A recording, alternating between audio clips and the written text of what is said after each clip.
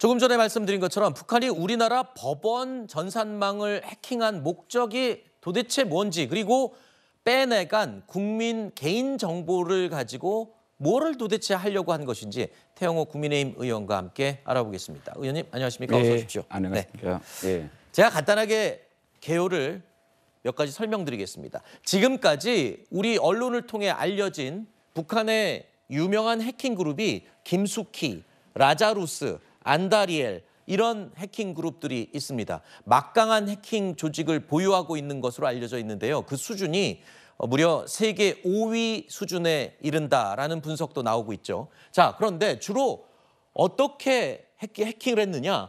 김숙희는 정부기관이나 정치인, 라자루스는 해외 금융기관이나 국내 전산망, 안다리엘은 방산업체나 국방부 등을 타겟으로 해킹을 주로 했던 것으로 파악이 되고 있습니다. 특히 시간에 따라서 흐름도 바뀌었는데요. 과거 초창기에는 주로 우리 국가의 주요 시설들의 전산망을 교란시키기 위한 목적으로 해킹이 시작이 됐다고 합니다. 그런데 기술이 점점 발달하면서 해킹 기술을 더 확보한 북한, 이제 전산망에 아예 침투해서 그 전산 안에 있는 주요 정보들을 빼내가기 시작했다는 겁니다.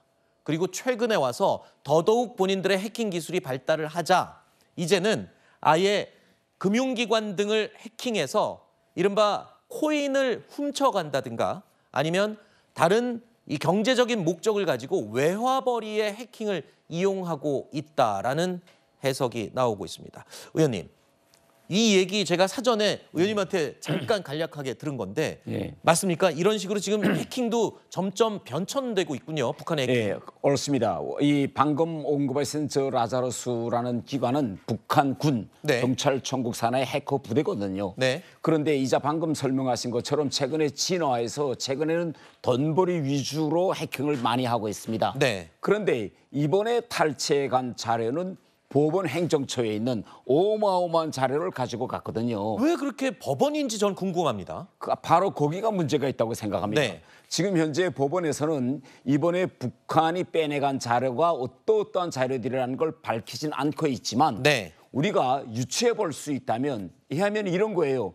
이재명 지금 대표의 재판 지금 사건 자료라든지 또 조사 자료 이러한 걸 언론에 공개되지 않은 이런 자료들도 실제 그 안에 있었는지 이런 문제점 또 그리고 아직 우리 국민들이 모르고 있는 큰 정치인이라든가 우리나라의 지도자급 인사들에 대한 자료 또 주요 큰 기업 재벌들과 그들의 비리라든가 재벌 총수들에 대한 자료 이러이러한 자료들도 빼내갈 수 있는 확률이 대단히 높습니다. 그 자료를 갖고 뭘 한다는 겁니까? 자, 이렇게 되면요. 앞으로 그런 일이 일어나지 않는다고 장담할 수는 없지만 가령 북한이 정말 이렇게 아직 언론과 우리 국민들이 모르는 자료를 먼저 가졌다면 큰 그룹이나 큰 정치인에게 이러이러한 자료를 알고 있으니 어느 계좌로 오늘 말을 보내지 않으면 이 자료를 애하면 뭐 채널 A에다 보내겠다라고 협박할 수 있는 협박 수단으로 활용할 수도 있고요. 협박 수단으로도 할 수 또 그 공간이 곧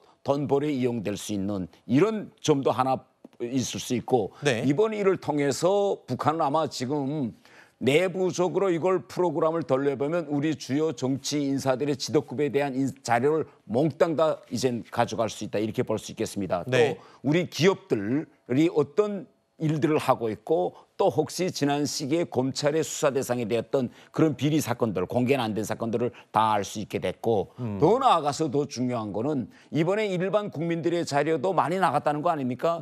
그런데 북한으로서는 그런 개별적인 국민들의 자료를 가지고 그렇게 뭐 공갈해서 돈을 삥 뜯는 거다 이런 건 안 할 거예요.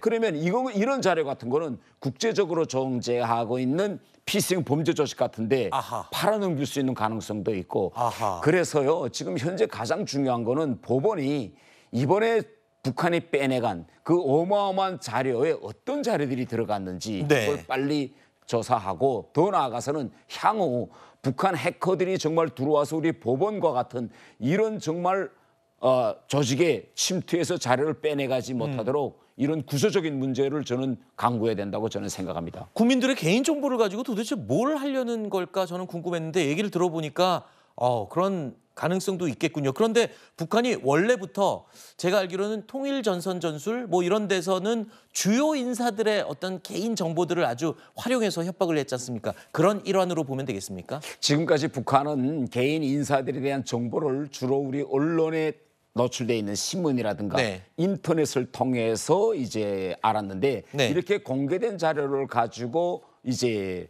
통일전선부 같은 이런 정치 공작 하는 데서는 좀 제한이 있죠. 네. 그러나 이 법원이 가지고 있는 이 자료는 아주 정말 예민하죠. 우리도 모르는 그렇죠. 오직 법무부에서만 알고 있는 이런 어마어마한 자료들이 넘어갔다면 이건 정말 심각한 상황이 아닐 수가 없습니다. 알겠습니다.